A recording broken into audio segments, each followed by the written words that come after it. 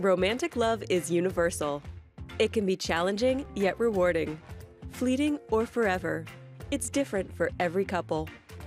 Over the next half hour, we're going to hear from 3 different couples who each share their incredible love stories with us. There's a lot of outside perceptions of a relationship where you have, one that's either both are disabled or one is disabled. It's the same with any relationship, you adapt. Yeah. So I wanted someone who was fun, someone that liked things that I like. I said, I've been in love with you for years. And Terry went, you could have saved me so much trouble. It being like any other relationship where when you first start, it's all like, oh, this is wonderful. And then once you started dating for a while, you're like, what did I get myself into? I'm Laura Bain, and this is Heart to Heart. Who doesn't enjoy a good love story? Hopefully, every one of us will get to star in at least one in our lifetime. But what does it really take to make a relationship work? I'm not sure I know the answer, but maybe hearing these couple stories will give me some insight. So grab your popcorn, get cozy, and let's meet our first couple. Do you remember that Christmas we got those little books for each other? I do, yes. And I got you the book, What I Love About Us. I kind of want to go and read some because I haven't flipped through this probably since I gave it to you, actually. I don't think we have. When Krista Simpson and Brian George look through old love notes in their Halifax apartment, it's clear who's the romantic in the couple. I got this one for you at the same time. Why you make me smile. I hope you know how special you are to me. I would definitely consider myself a romantic guy. He's very sentimental, very romantic. Brian has spina bifida and uses a wheelchair. Krista is able-bodied. There's a lot of outside perceptions of a relationship where you have, one that's either both are disabled or one is disabled. But there seems to be a lot of misconceptions that you can't have a normal relationship. It's the same with any relationship, you adapt. Yeah, for us this is normal life. Yeah. I don't see it any different. The couple's been living together for 4 years. Got pepperoni for you. Lots of veggies for me. They may not agree on pizza toppings, but they do agree on their love of tattoos. Well, I have 16. And I have 19, so I guess we're pretty into tattoos. They even have a few matching. So it was our, 1-year anniversary of dating, I think, That's at right. that point. We went to the tattoo artist and just said, we want 2 little bunnies in a teacup, kind of representing us. You've got one under here that's hidden. Yeah, I've got her lips tattooed on my chest. Tattoos helped bring this couple together. Brian's father and Krista's father are lifelong friends. They both served in the military and stood in each other's wedding. 5 years ago, Brian's dad was in Halifax visiting Krista's dad.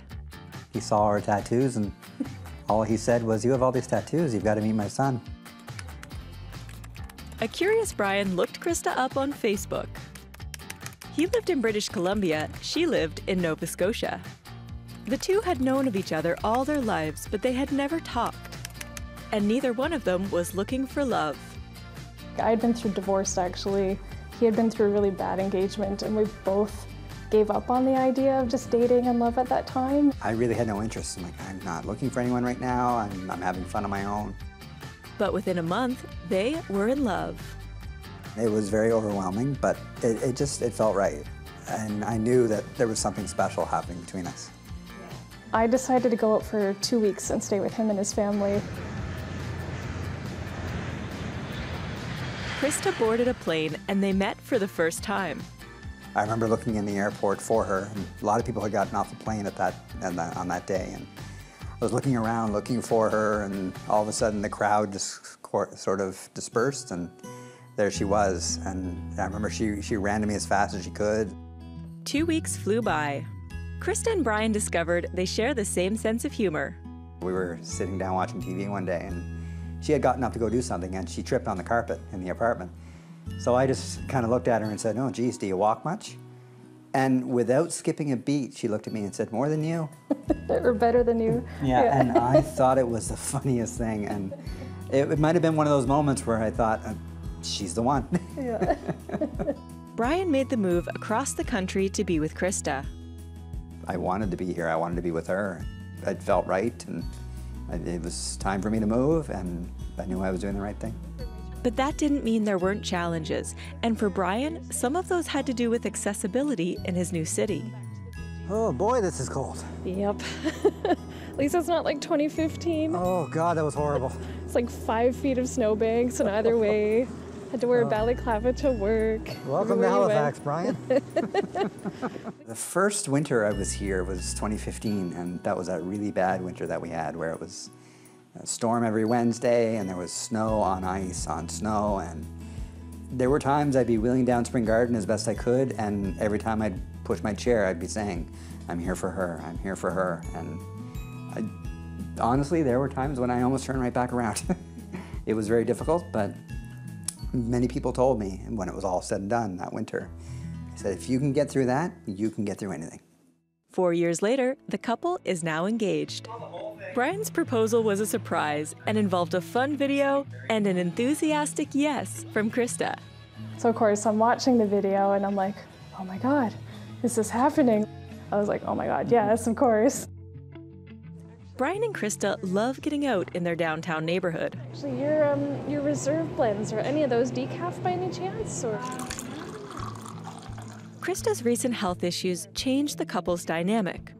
I was to a point where I was so sick that I couldn't do anything, and I'm normally the one that will help out with Brian a lot, and I do the cooking, I make us meals, and most of the time I try to take after the cats and doing a lot of the cleaning and that, and then all of a sudden I was completely incapacitated. I couldn't do much more than just lay in bed.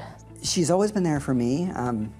Not that I need a lot of help. I'm very independent, and I like to do things for myself, but there are times when I do need help, and she's always been there. So when she took sick, I didn't question it. I jumped into action immediately, because I knew that if the roles were reversed, she would do the same for me.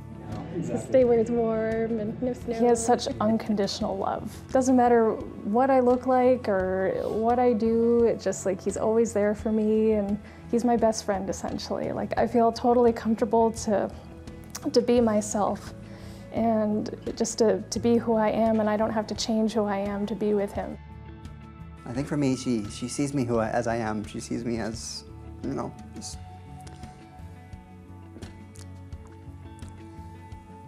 she doesn't necessarily see the chair. I've been in situations where people do.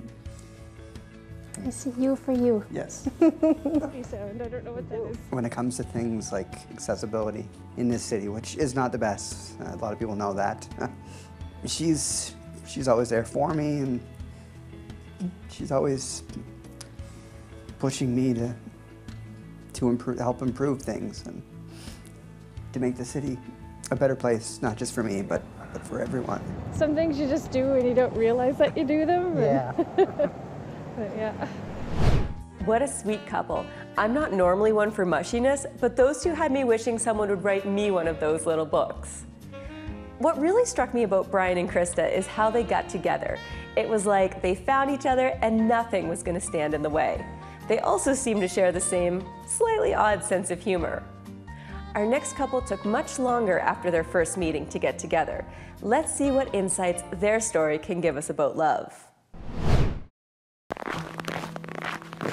How many times do you think we ran down this road? Oh, 1 million? well, 1,000 for sure. Yep.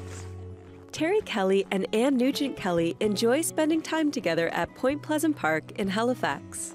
Their romance began along the park's meandering oceanside paths. I would say the tide's going out because there's a little bit of an aroma coming from the beach. Now, 21 years later, their love remains strong. What I love most about Terry is his open heart, and he's endlessly patient and endlessly forgiving and endlessly optimistic. So I would like to be like you when I grow up, hon. I mean, the first thing struck me about Anne was when she's up, it's always music to my ear, and it also warms the heart. And she loves to have fun. What do we have out in the water today now? There's a dredge just out on our left, and it's so clear. You can see the lighthouse at the very, very tip of McNabb's Island. The couple met in the late 70s. Terry was training for track and field in the Paralympics. Anne was a member of the first women's cross-country team at Dalhousie University. You guys were getting ready for the Paralympics, and we had never seen blind athletes before, athletes who were blind, on the track. And so we saw you running, and were awestruck by it, but it was at the banquet after that I laid eyes on you. And I remember, Yeah. I know where I first connected with you. Was at the banquet, and you were with a couple of your friends. Yeah. And you guys were having a lot of fun. We got hysterical Yeah. laughing. Yeah. Yes. So I just remember that Yeah. infectious laugh. Yep. Over the next decade or so, they lived full, engaged, but separate lives. Anne became a high school English teacher and coached track and cross country. Terry became the third blind person in the world to run a sub-5-minute mile. And his career as a musician took off. I have always, I was always really confident in lots of different ways, but with relationships I wasn't. And so as a result of that, everyone I ever spent time with were all wonderful people, but I just never chose someone who really matched my personality. Finally, in midlife, Terry and Anne crossed paths again. Terry was 50 pounds heavier than he is now. And I said to him, "You're getting really fat. Did you want to go running?" Oh, that's a great pickup line. Yeah. And so every single day, I would come over from Cole Harbour and pick him up, and we would go to Point Pleasant Park and run. When we ran together every day, I learned a lot about the physicalness, I guess, of being with a person who is blind. I learned a fair bit about that, and I used to make a joke about how well we're matched because talking is my favorite thing. So Terry got color commentary like he's never had before. After several months of running dates, the couple had a heart-to-heart. One night he asked if I wanted to go out and have something to eat, and that was it. That was it. It was that night where you talk and talk and talk, and later in the evening I said, "You know, I've been in love with you for years." And Terry went, "You could have saved me so much trouble." And that was it. It was instant, and it was forever. In 1997, they married. One of the things we've talked about was that eye contact. Eye contact is a big, big thing. I mean, you know, in business meetings, relationships. So if I don't simulate eye contact to some degree, then it really disconnects. And I think it has played a role in some situations, you know, in things, if we are having challenges or discussions, sometimes it has presented some challenges. And what did you tell me? We have heart contact. We don't. I don't miss eye contact. I feel we have eye contact. I'm making eye contact with you right now, and we have heart contact. How do you want these carrots cut? Back left. Teamwork is at the heart of this relationship, and cooking dinner is no exception. So I wanted someone who was fun, someone that liked things that I like. Yeah, and someone who wasn't afraid of trying new things. Just open-minded, you know, but also an individual, and allow me to be an individual. So the three entities, you, me, and us. Oh yeah, that new spice you have. That's good, huh? Whether it's hiking or just working out at home, Terry and Anne like to stay active. We're all about being busy, physically busy too, and I think that's a real foundation for us, isn't it? Well, I like to ski. We like to do everything. Terry and Anne's passion for adventure has taken them around the world. We travel a lot, sometimes for work, sometimes for play. We end up doing things out of the mainstream quite often. This couple thrives on trying new things. Hiking the Camino de Santiago up over the Pyrenees Mountains from France into Spain, 800 kilometers with our backpacks, not part of a guide group. Well, that was out of the ordinary and really stepping out of our comfort zone. That's right. But it was an incredible growth opportunity from a physical, mental, even spiritual perspective, wasn't it? It was incredible. It was beyond words, and it was by far the toughest thing I've ever done. Well, me too, yeah.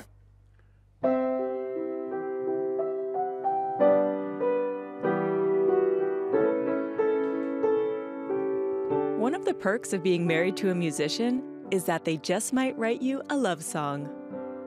I wrote Lovely Annie when, just after we got together, actually. It's a song about how I have the vision of how I'd like life to be with us, and if not, what would it be like? So it's kind of a conversation between you and me. If you ever go away, I'll not last another day, lovely Annie. When I heard that song, I was blown away. There used to be a running joke between us because some of Terry's music is very romantic, and so we can do anything. For instance, I'd say, "So, honey, who'd you write that for?" And there'd be another one, I'd say, "So, honey, which girlfriend was that one for?" And then I got mine. Lovely Annie, lovely Annie, lovely Annie, I love thee, Annie.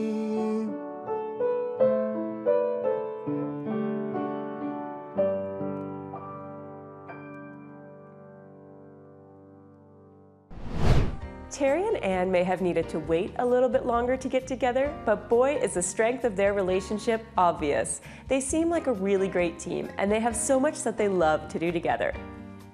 Our last couple, a pair of self-described nerds, are proof that dark sarcasm and sappiness are not mutually exclusive. Carolyn, what do you want to do today? I don't know. What do you want to do? Same thing that we do every Sunday, love. Try and take over the world. We're not watching Pinky and the Brain. Okay. Carolyn Naylor and Olivia Jacquard never hesitate to express their love for one another. Olivia wouldn't have it any other way. I have a thing for cute short girls, and she's the most adorable thing ever, and I love her. And you are pretty cute. It's Okay by Carolyn. We're very lovey-dovey, and I think it's just because we're really comfortable around each other, so we're comfortable enough to still be lovey-dovey, and we actually do like each other, so that helps too. I'm a very sappy, very affectionate, very loving person.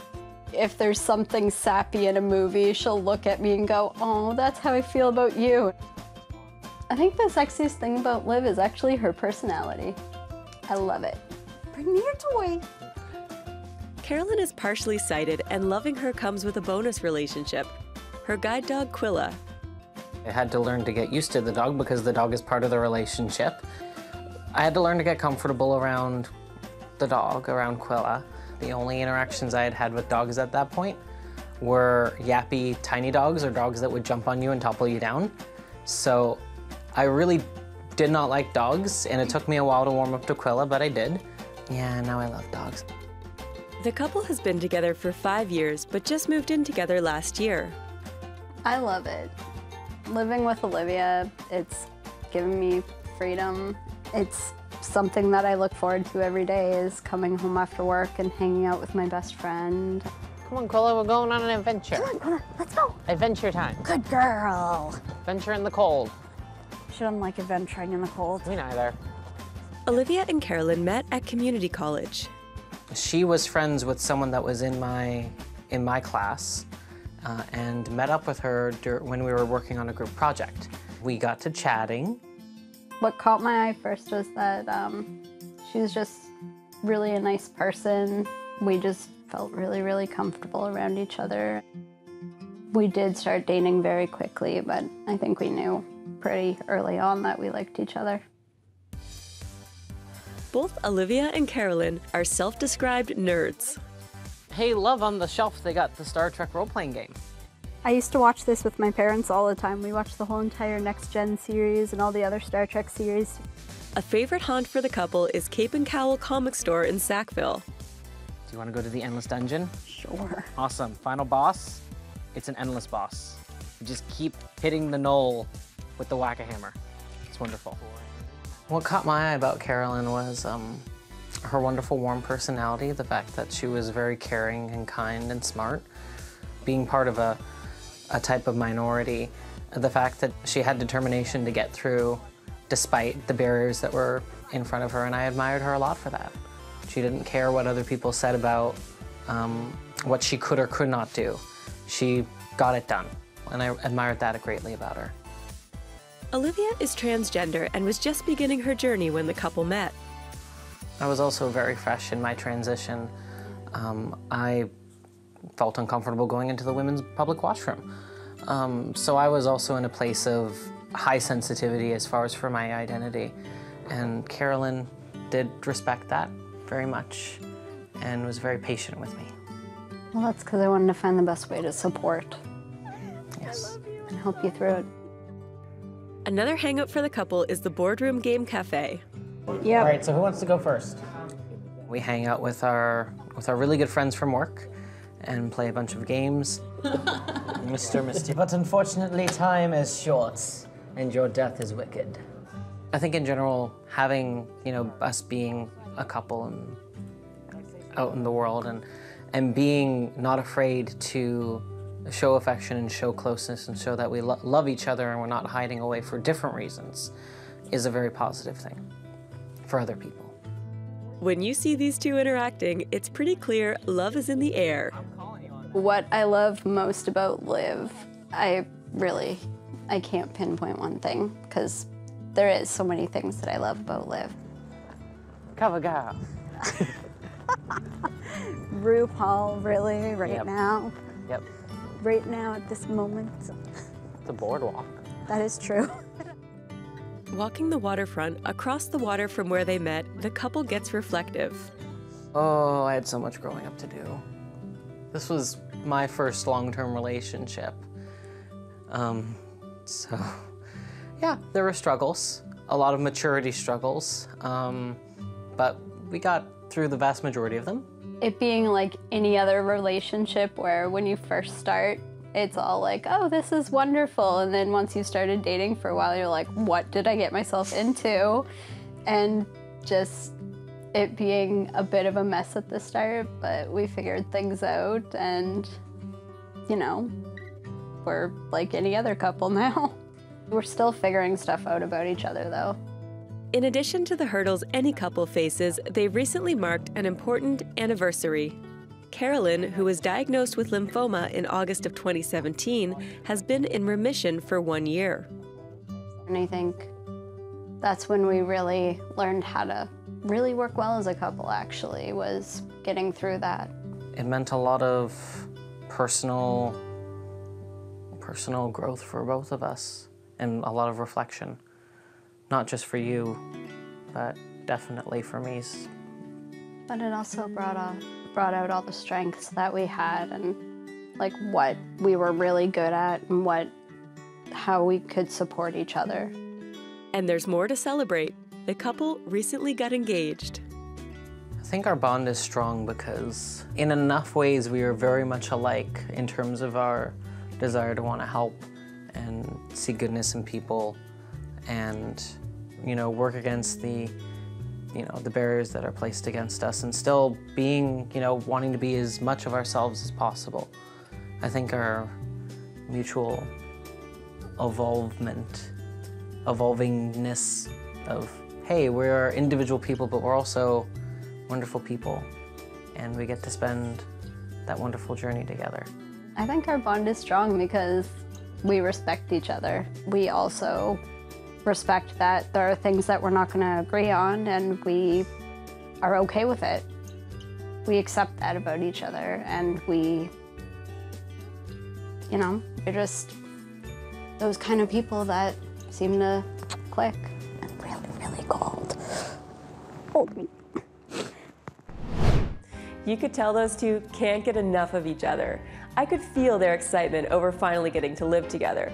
It's obvious they really value and respect one another as individuals.